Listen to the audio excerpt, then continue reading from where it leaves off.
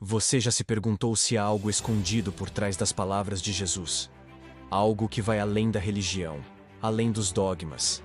Algo profundamente espiritual e poderoso. E se eu te dissesse que Jesus já ensinava a lei da atração, muito antes de ela se tornar conhecida?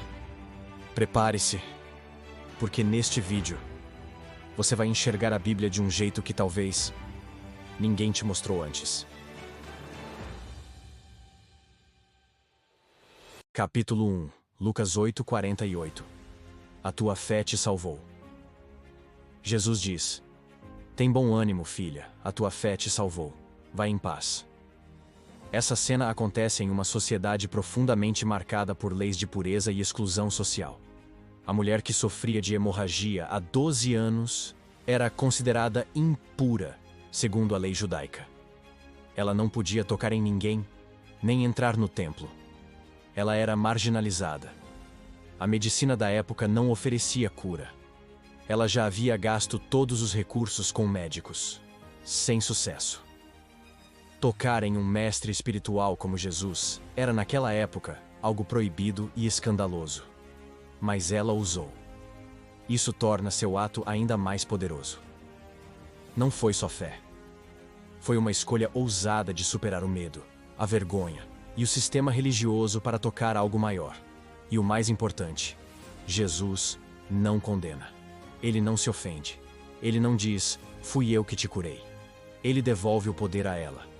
A tua fé te salvou. Essa era uma ruptura radical com o pensamento da época. Era como dizer, o milagre não está fora, está em você. Ela manifestou a cura, antes mesmo do toque, com a força da crença, com a vibração da fé. Isso é lei da atração pura. Você manifesta aquilo que acredita ser real. Jesus era o espelho, o canal, mas o milagre foi gerado por ela.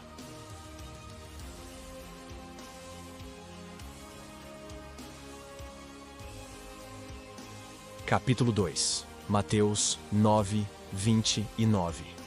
Seja feito conforme a tua fé. Jesus disse aos cegos, seja feito segundo a vossa fé. Esse momento ocorre logo após Jesus ter passado por várias curas públicas. 2 cegos o seguem clamando por misericórdia, o que novamente não era comum. Na cultura judaica da época, acreditava-se que doenças e deficiências eram consequência de pecado, pessoal ou ancestral. Cegos, paralíticos e leprosos eram considerados castigados por Deus e marginalizados. Ao se aproximarem de Jesus, esses homens estavam quebrando um código social, pedindo a um mestre puro que reconhecesse a dignidade deles. A pergunta de Jesus: vocês acreditam que eu posso fazer isso? Não era apenas sobre fé em milagres. Era um teste de autoimagem e crença profunda. Eles precisavam declarar, em voz alta, que acreditavam em uma nova realidade para si mesmos. E então, Jesus diz: seja feito conforme a fé de vocês. Veja bem, conforme a vossa fé. Ele não impõe a cura. Ele espelha o que já estava vibrando neles. Mais uma vez, a fé é o código do milagre. Não é sorte. É crença alinhada com certeza. Isso ecoa profundamente com os princípios herméticos. O universo é mental. A mente cria a realidade. Jesus sabia. A realidade externa é reflexo da mente. Você não recebe o que quer.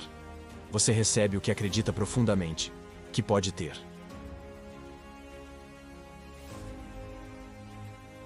Capítulo 3, Mateus 7:7.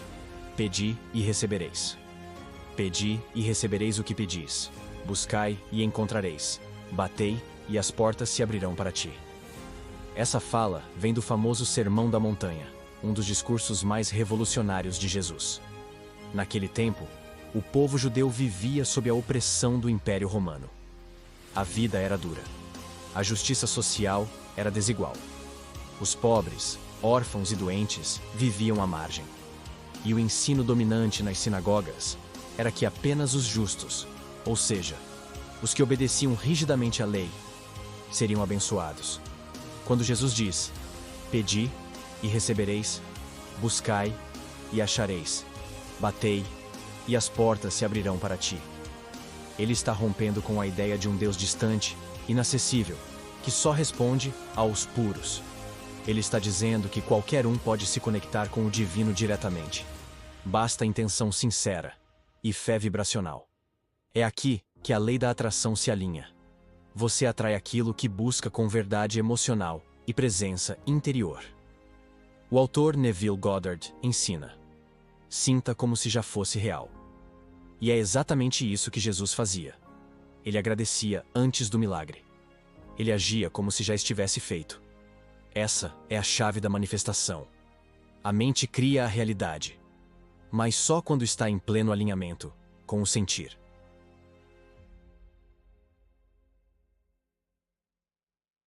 Capítulo 4. Lucas 17, 21. O reino de Deus está dentro de vós. O reino de Deus não vem com aparência exterior, porque o reino de Deus está dentro de vós. Aqui, fariseus, líderes religiosos da época, perguntam a Jesus quando viria o reino de Deus. Eles esperavam um reino político, material, a chegada de um Messias guerreiro que libertaria Israel de Roma. Mas Jesus rompe com essa expectativa. Ele não aponta para o céu, nem para Jerusalém. Ele diz algo chocante para os padrões da época. O reino de Deus está dentro de vós. Não está lá fora.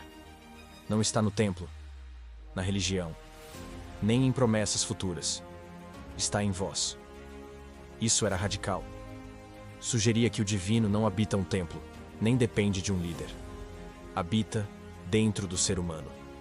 Essa ideia ecoa o princípio hermético da correspondência. Como é dentro, é fora. Ou seja, o mundo externo reflete o mundo interno. Jesus não estava apenas anunciando uma nova religião. Estava revelando uma nova consciência.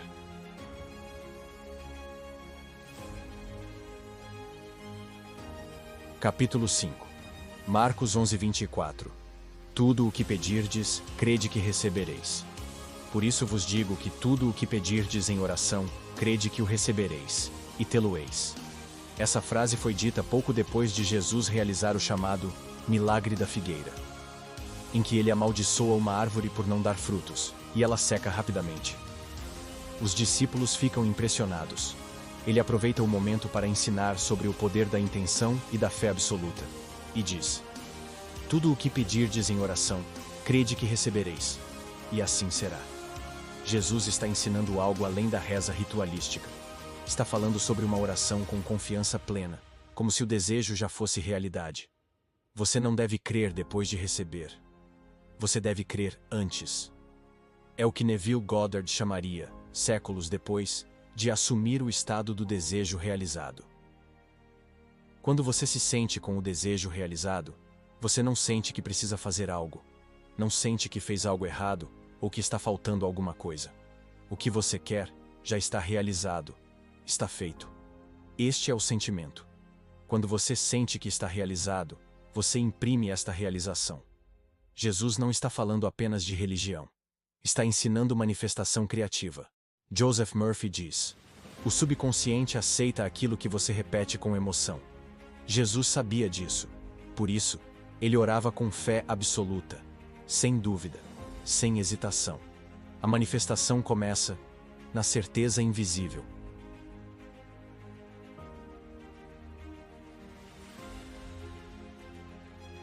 Capítulo 6. João 14, 12. Vocês farão obras maiores. Aquele que crê em mim fará também as obras que eu faço, e as fará maiores do que estas. Aqui, Jesus está se despedindo dos discípulos antes da crucificação. Eles estavam tristes, confusos e temerosos. E ele diz algo surpreendente. Aquele que crê em mim fará também as obras que eu faço, e as fará maiores. Isso contradizia a lógica religiosa da época, em que mestres eram considerados intocáveis. Ele não os coloca abaixo de si, ele os eleva. Está dizendo: vocês também têm esse poder. Ele te deu permissão, te deu um espelho. Jesus rompe o ciclo da adoração cega. Ele quer despertar o poder interior em cada um. E isso está em plena sintonia com o hermetismo. O todo está em tudo. A centelha divina não é exclusiva, é universal. A chave é o reconhecimento. Reconhecer o Cristo dentro de você. A centelha divina, que habita em cada ser. Você é parte da fonte, não separado dela. Assim como a onda do mar é o próprio oceano.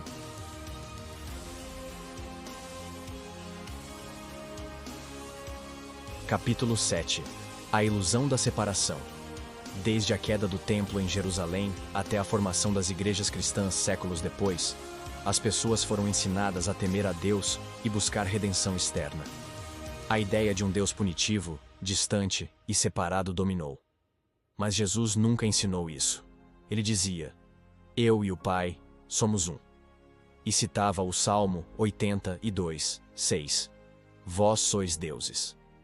A tradição mística, tanto no cristianismo quanto em filosofias como o hermetismo e a cabala, sempre apontou para o mesmo caminho. Deus habita em nós. O que te separa do divino é apenas o esquecimento. Você sempre foi divino. Você sempre esteve conectado. Mas te ensinaram a ter medo, a se diminuir, a entregar seu poder. Mas agora, você lembra. Você acorda. Cristo foi o espelho. Agora é hora de olhar para dentro. Jesus não veio para ser adorado. Veio para despertar. Para mostrar o caminho. Para dentro de você. A verdadeira libertação não está numa promessa futura, nem num lugar distante. Ela acontece quando você entende que o poder de criar está em você. A verdadeira revolução é interna. O reino de Deus está dentro de vós. Você não está esperando o milagre.